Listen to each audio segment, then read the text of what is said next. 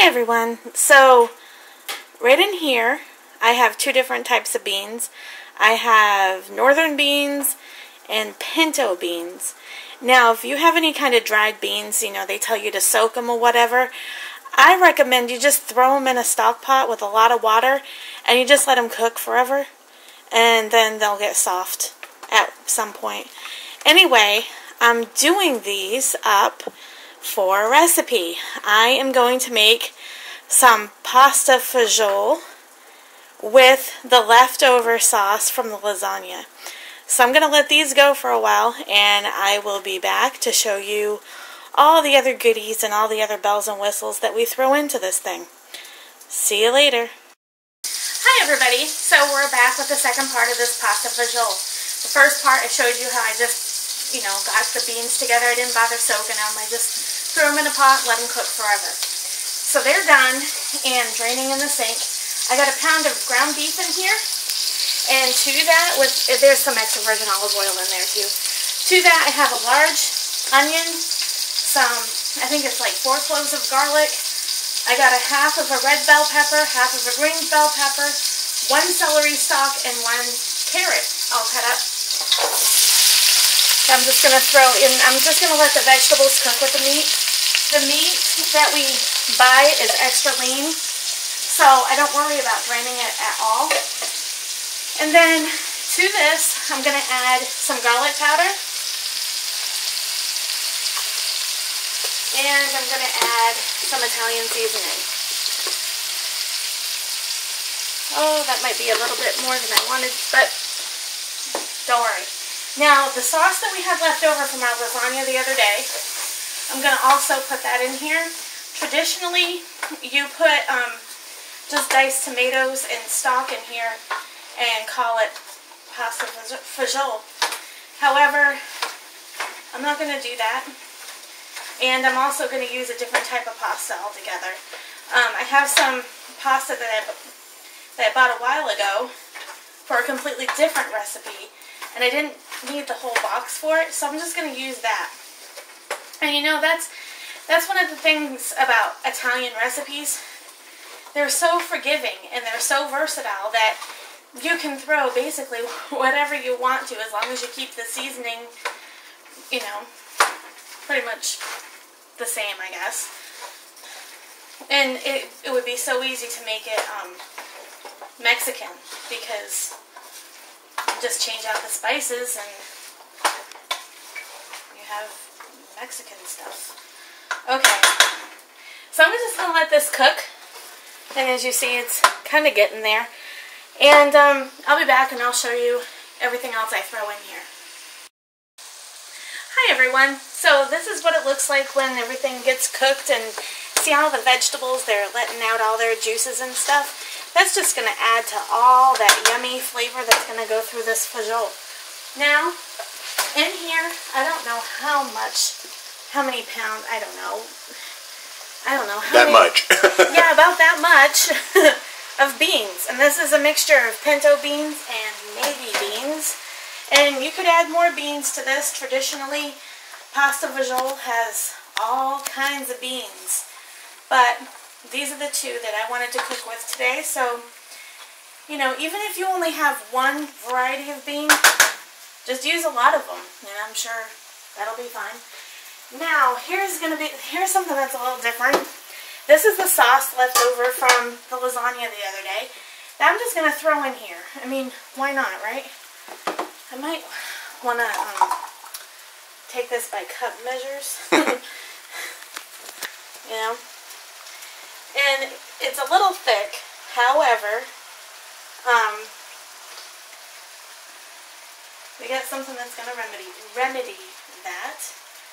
And this is seasoned with sausage and ground beef and all kinds of other things that you would find traditionally in a lasagna. Well, we're going to add it into a fagioli because, well, I can. There's no rule against it. Even though the traditionalists out there will probably come out of the woodwork screaming at me. That's okay. I can deal with them. And I'm going to put in a bunch of these bouillon cubes. This is beef bouillon, by the way.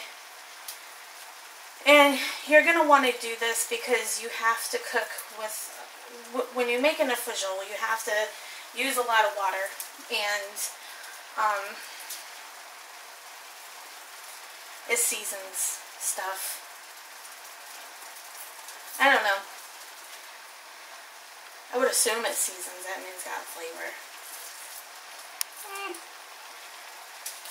How many was that? 3? The recipe calls for 4. But sometimes what I like to do, I'm adding 6 cups of water to this. I don't know if 6 cups will fit in here. But I don't care. What I like to do is 1 cube per cup, which is what I guess they say you're supposed to do it that way.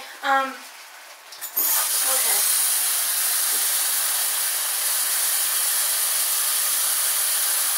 So this is approximately 3 cups. Oh yeah, I'll have plenty of room. And now, when I first started doing videos, not when I first started cooking, but when I first started doing videos, I wanted to be so exact, and I used to dissolve my cubes, my bouillon cubes, before I put them in anything. It just takes up too much time. I realized you get the same result if you just throw them in there. They dissolve the same way they would do in hot water, believe it or not. I know. And I'm sure a lot of you already know that. I'm just a little late to the party. So, forgive me. Now, at this point, because everything is done, I am going to add the pasta. Now, traditionally, you add a small thingy of pasta. I don't know what to call it. You know, a small cut, I guess, of pasta. But I have these left over, and so I'm just going to use it. In traditional fagioli, this doesn't have it in it. It's usually with pasta salads. I think that's what I use this one. And the recipe says a cup. I don't know. I didn't measure it, but well, whatever. And the recipe I got this from is right off my blog too.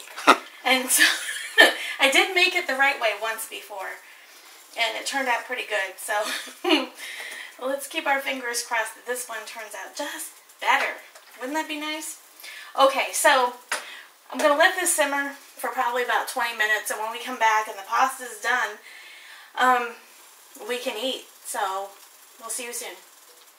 We're back. The pasta fagioli is all done.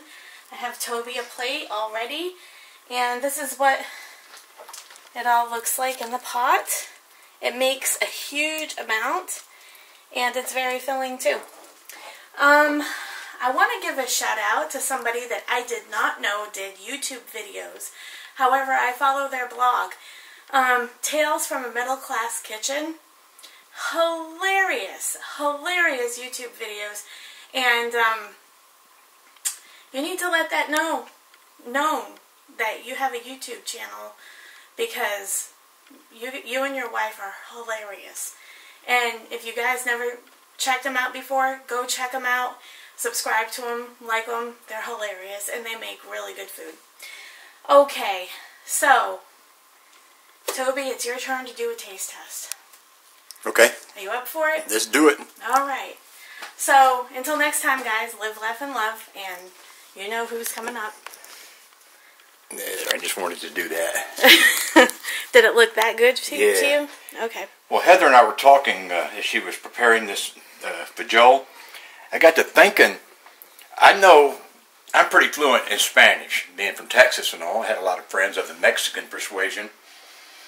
And the Mexican word, or the Spanish word for bean is frijol, or for beans, frijoles. So she started talking about fagioli and all this stuff, and then the beans in this got me to thinking, you know, I bet that fagioli, or something similar, is the Italian word for beans. So I looked it up. Fagiolo is beans in Italian. So there you go. Not only do you get the outstanding recipes, the brilliant food, and the tasty cuisine, we are international here, baby. And cultured, too.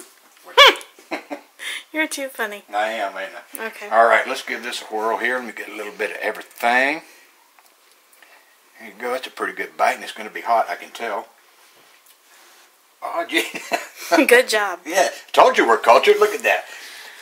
Blow a carrot off and just use my finger to scoop it back. I like it. Okay, so here we go with the Mamma Mia Fagiola.